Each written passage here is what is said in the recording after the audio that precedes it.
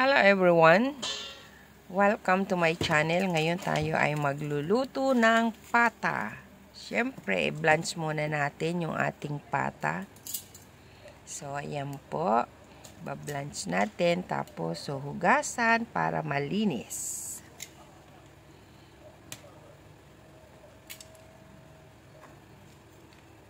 Parang paa din ng tao, kailangan laging huhugasan. So, ayan na po guys. Pinakulo na natin ng konti. Then, switch off.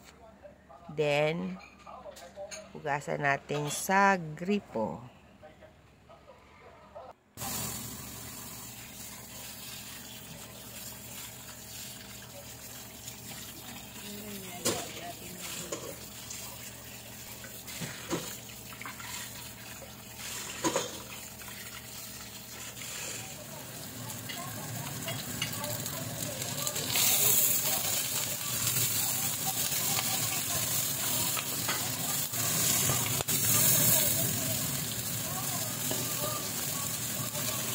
So, ngayon guys, tayo ay maggisa-gisa.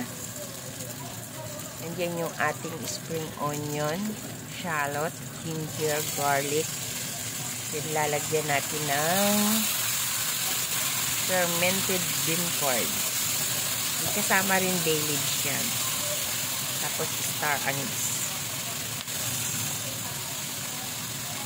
Lagyan din natin ng konting oyster sauce. Halo-haloyin natin. Din atin ilalagay yung ating pata.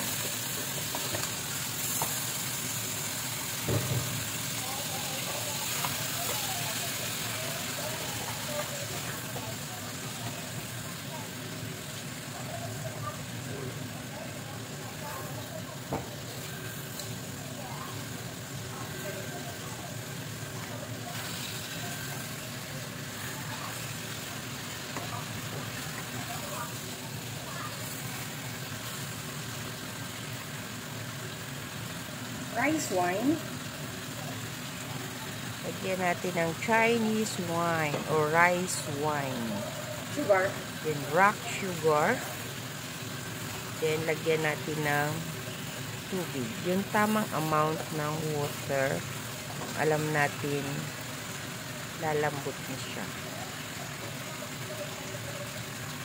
Smooth water.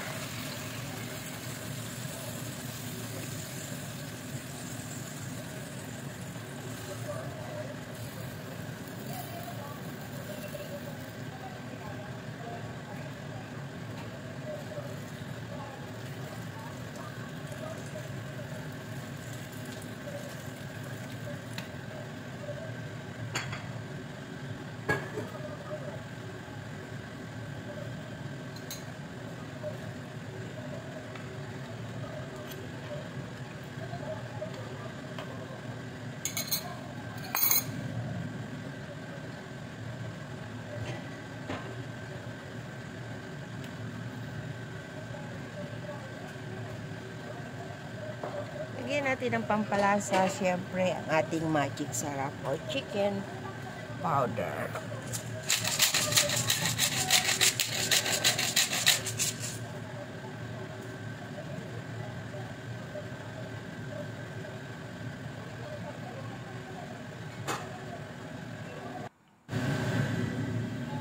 Ayan, kumukulo na siya guys. Takpan natin.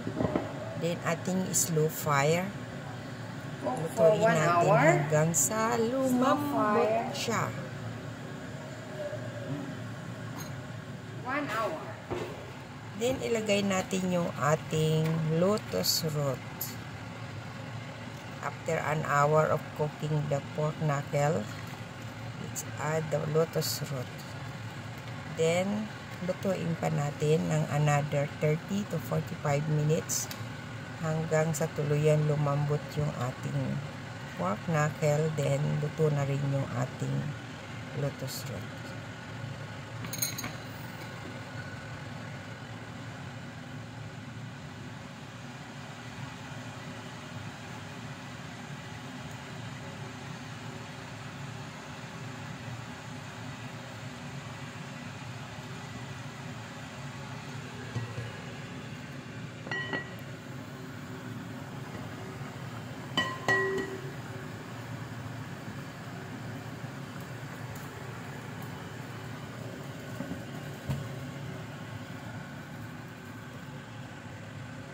So, yun na guys.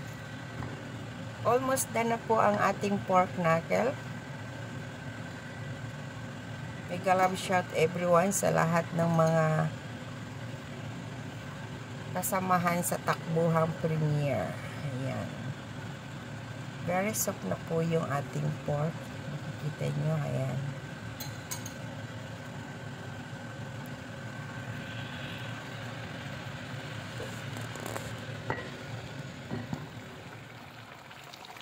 Ready to serve na po yan guys. Thank you for watching. Yan. Ilalagay na lang sa plato. Then ready to serve. Salamat sa inyong panunood. Bye. Bye-bye.